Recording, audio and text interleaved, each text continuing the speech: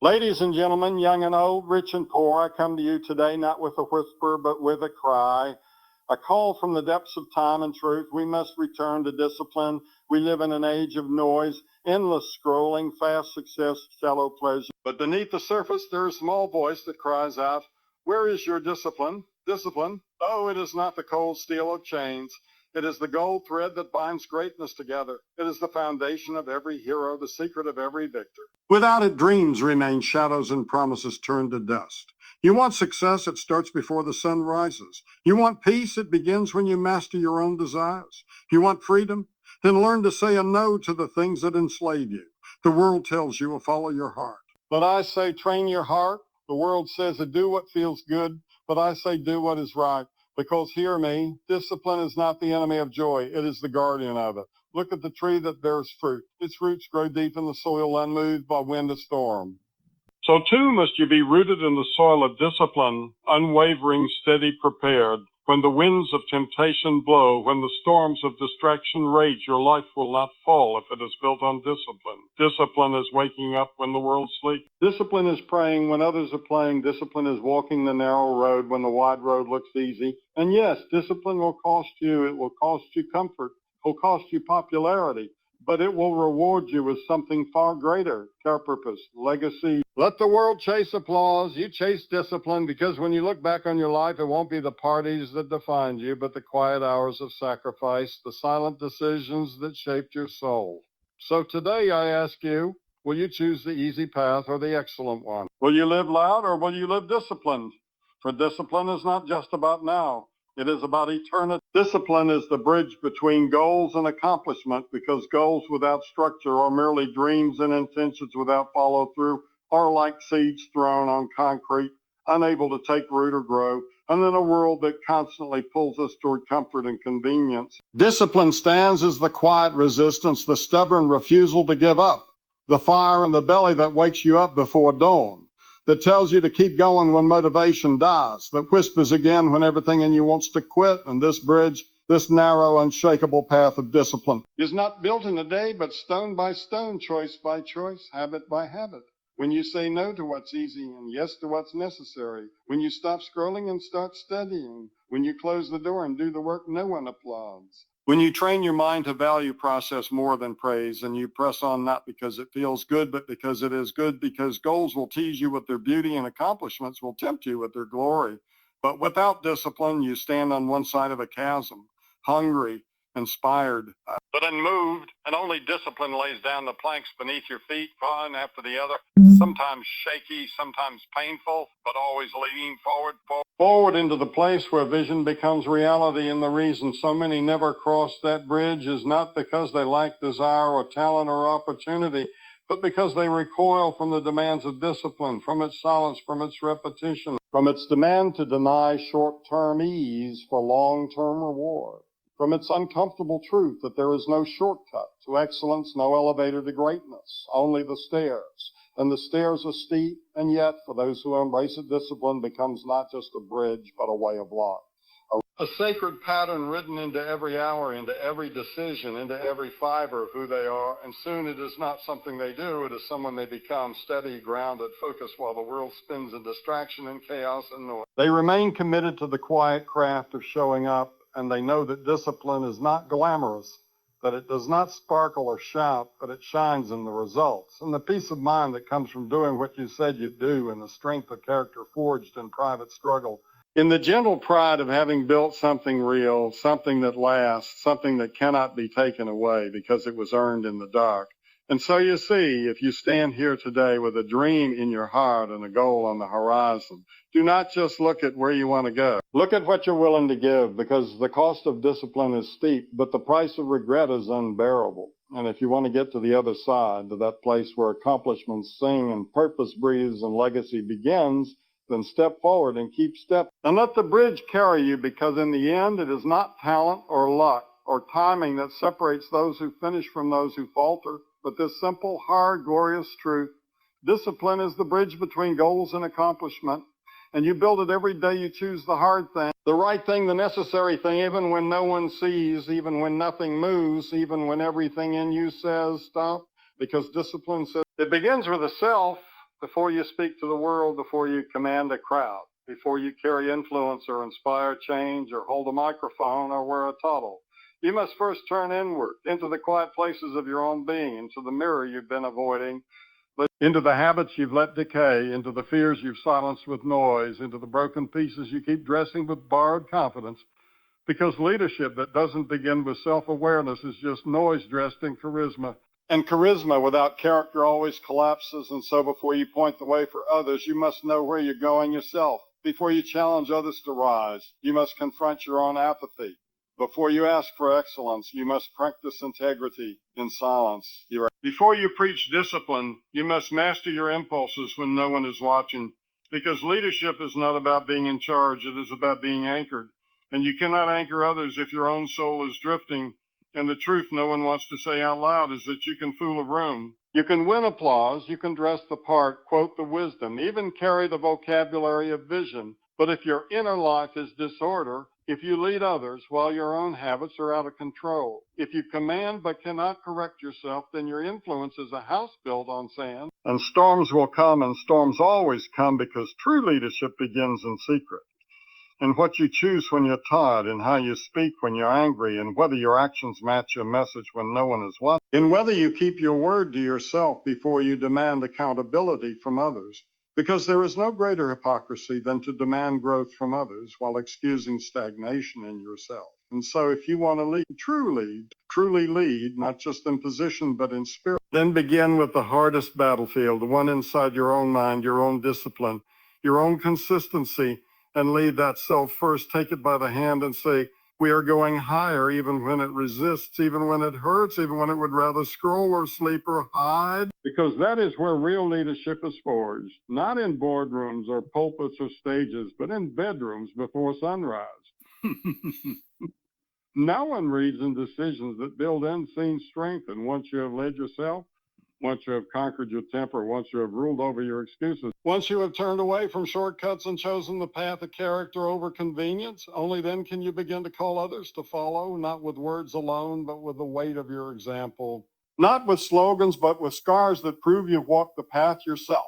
Because people do not follow titles, they follow authenticity. They do not respond to noise, they respond to presence. Who is honest with their flaws and yet relentless in their growth? Who does not pretend perfection but lives in pursuit of truth.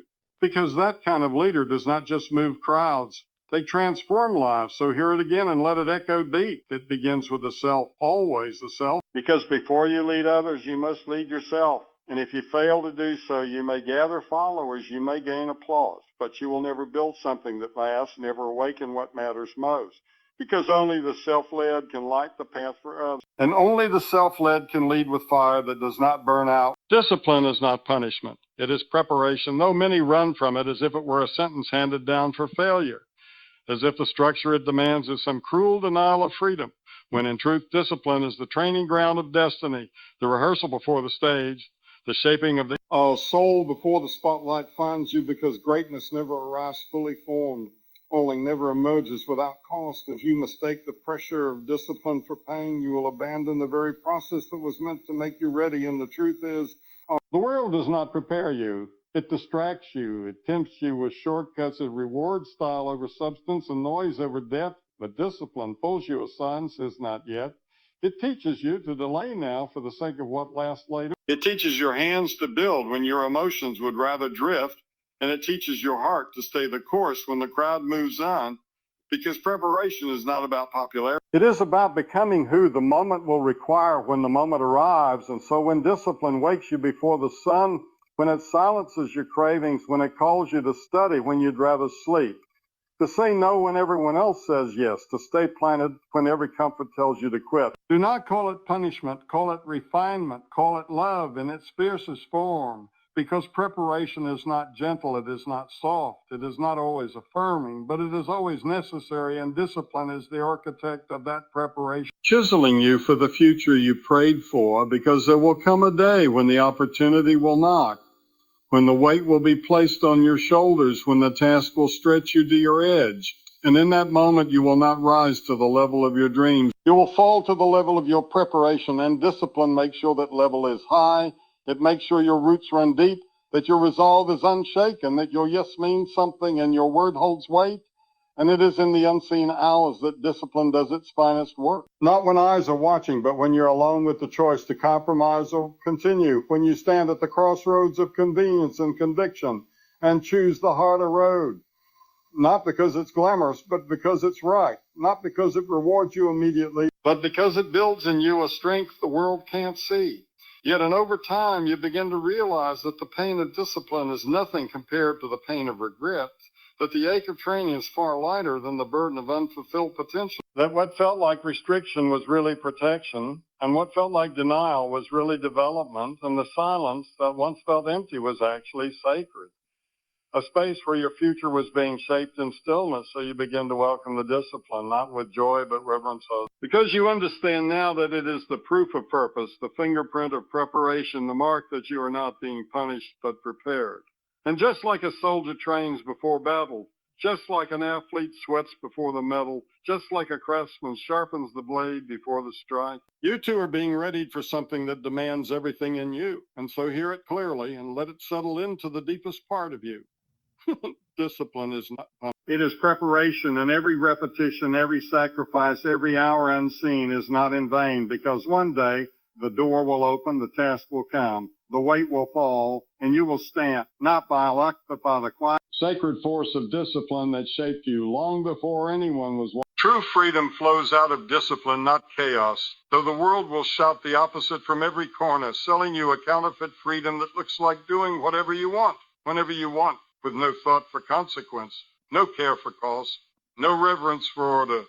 But that kind of living is not freedom. It is bondage with glitter on it. Because when your life is ruled by impulse, you are not the master. You are the servant. And when your desires dictate your direction, you are not free. You are trapped in a cycle that never satisfies in discipline. Though it sounds hard, though it feels restrictive, though it demands routine, boundaries, and structure, is the very thing that opens the door to true liberty, because it teaches you to control what would otherwise control you, to resist what weakens you, to delay what cheapens you, and to build your life on choices rather than cravings, because chaos will promise you wings but leave you crashing, while discipline will ask you to crawl, then walk, and then one day, with all its noise and speed and obsession with doing more, having more, feeling more, it glorifies chaos, it normalizes disorder. It tells you that limits are oppression and rules are chains, but look closely and you will see the truth. The most enslaved people are not the ones who live with discipline, but the ones who cannot say no, the ones who cannot be still, the ones who cannot stop scrolling, cannot stop spending, cannot stop chasing what never lasts, because true freedom is not the absence of rules. It is the presence of self-control, not the escape from structure, but the ability to choose your response, to shape your days with intention, to say, I could, but I won't, I want to, but I don't have to. I feel it, but I won't follow it. And that kind of strength, that kind of maturity, that kind of peace, it only comes when you have submitted yourself to the wisdom of discipline, and when your life is governed by discipline, because you are not at the mercy of every emotion, every temptation, every voice around you, because you have learned how to rule yourself. And that is the highest kind of freedom, the freedom to live without shame, to pursue excellence without chaos, to build relationships that last, to hold your head high because you know you've built your life with intention, not impulse. And so the lie of chaos is that freedom means no boundaries. But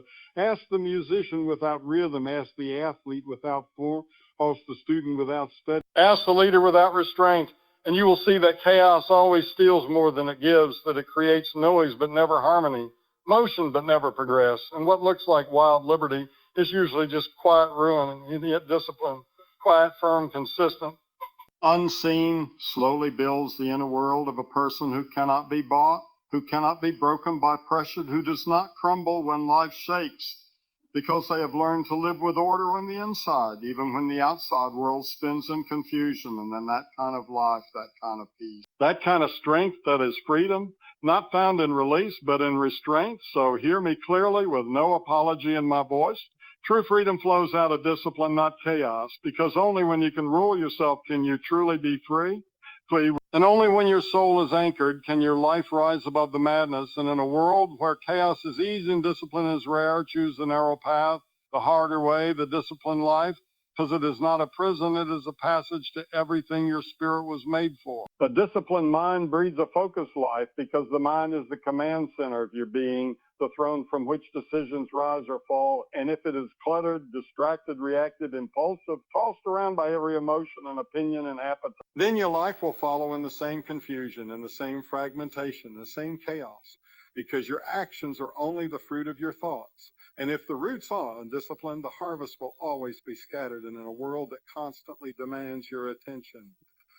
That profits from your distraction, that rewards urgency over clarity, that floods your mind with noise and novelty and endless stimulation. The person who trains their mind, who silences the chaos within, who chooses what to dwell on and what to discard, who meditates not just to feel better, but to see clearer.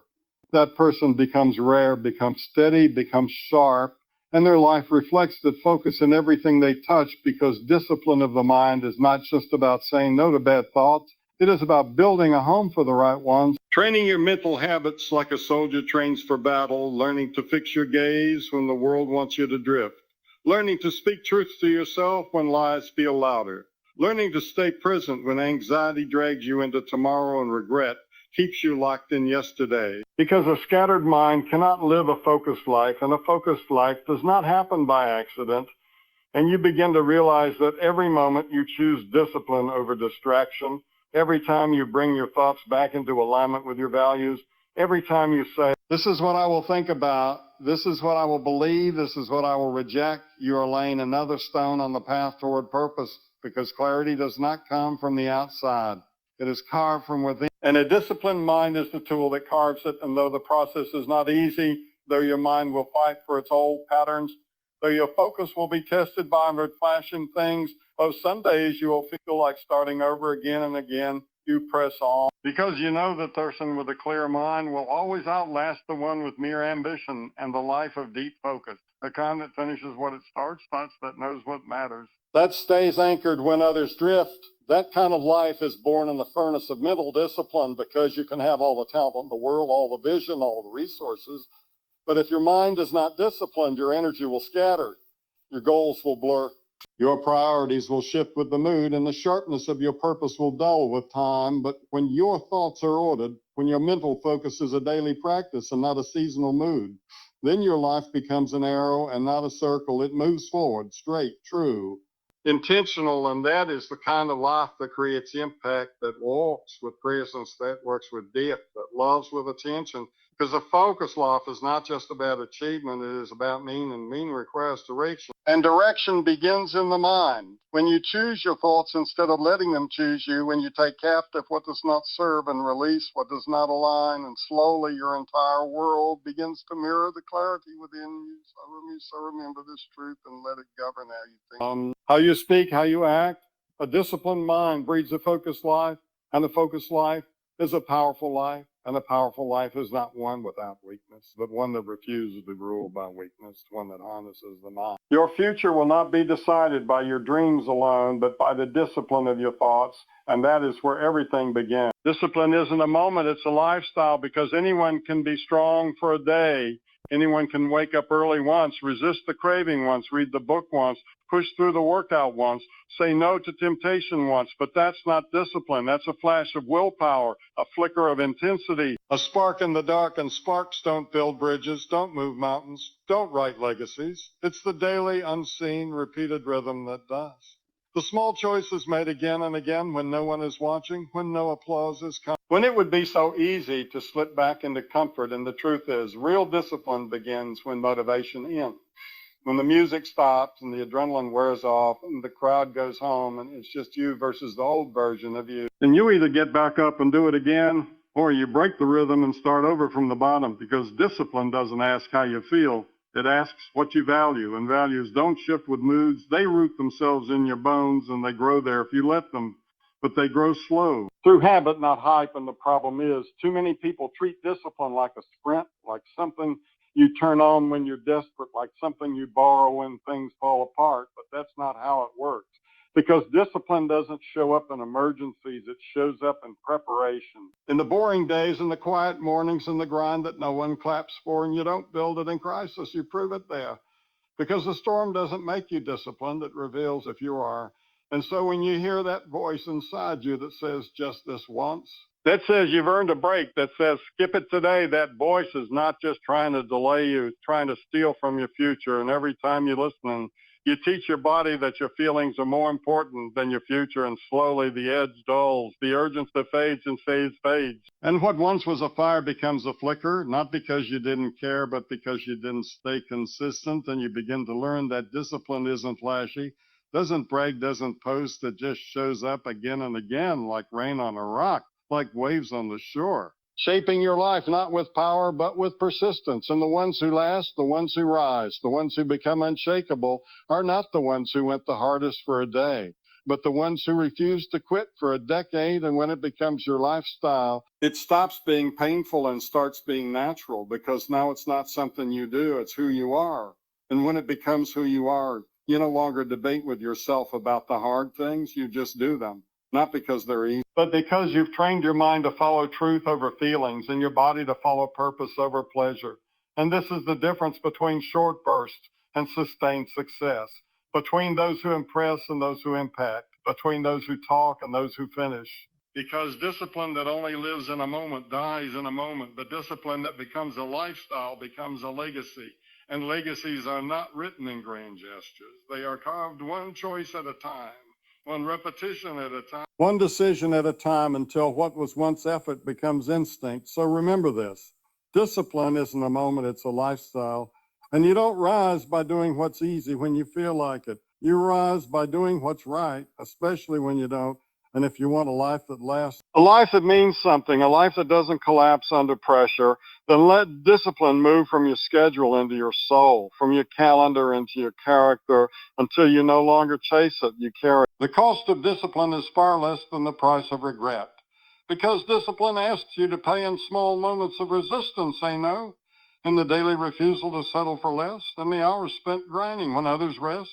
But regret demands a debt far heavier. It demands the weight of lost chances, the ache of roads not taken, the haunting of what ifs that echo louder with every passing year. Because while discipline may feel hard to, regret will crush your spirit tomorrow with its unyielding grip, and it is easy to misunderstand discipline as a burden, to see it as chains that bind, as sacrifice that steals joy.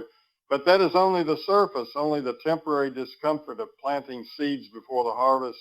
And those who choose to pay this small cost, who embrace the grind, who say no to momentary pleasure in favor of lasting purpose, they will never know the whole pain of looking back and wishing they had done more, been stronger, stayed faithful longer, because regret is relentless. It does not forgive the missed workouts, the undone homework, the neglected dreams, the ignored health, the lost time with loved ones, the words left unsaid, the apologies never made, and it grows heavier with age. It settles like a shadow over every accomplishment, dimming even the brightest successes, because no achievement can fully erase the sting of a life half-lived, or a promise broken to oneself in discipline, though demanding, is a friend disguised as a taskmaster, teaching you that every small choice builds the future, that every early morning, every disciplined meal, every focused hour of work, every practice, every sacrifice stacks like bricks, forming a fortress against regret. And while it may cost you comfort, it will save you from the lifelong cost of regret's bitter chains. And sometimes the price of discipline feels steep, because it asks you to say no to comfort, to distraction, to ease. But ask yourself, what is the price of giving in? What is the cost of surrendering to laziness, to procrastination, to fleeting desires that promise much but deliver little? Because regret does not come gently, it comes with a roar, and it will remind you daily of every opportunity you let slip through your fingers. And the wise choose discipline because they understand that the pain of discipline is temporary, but regret lasts forever. And they build lives not for today's pleasure, but for tomorrow's peace, because true strength is not in ever feeling tempted, but in always choosing the path that leads away from regret and toward fulfillment, purpose, and integrity. Knowing that what you do now shapes the stories you tell yourself later. And so you learn to see discipline not as a loss, but as an investment, not as punishment, but as preparation, not as a restriction, but as a gateway, because it costs something to build a life worth living. But the price of failing to build it is a debt too high to pay, a burden that crushes even the brightest moments. And the difference between those who succeed and those who settle is not talent or luck, but the courage to pay discipline's price rather than regrets. And remember this truth and carry it with you through every challenge. The cost of discipline is far less than the price of regret. And every time you choose to push a little harder, to stay a little longer, to rise a little earlier, to refuse the easy path, you are not just training your body or mind. You are saving your soul from the lifelong sorrow of regret's grip. And that choice, more than anything else, will define the life you live and the legacy you leave behind. Without discipline, talent is wasted and dreams die unborn, because talent alone is like a seed planted in barren soil, beautiful and full of promise, but unable to grow without the steady nurture of effort and structure.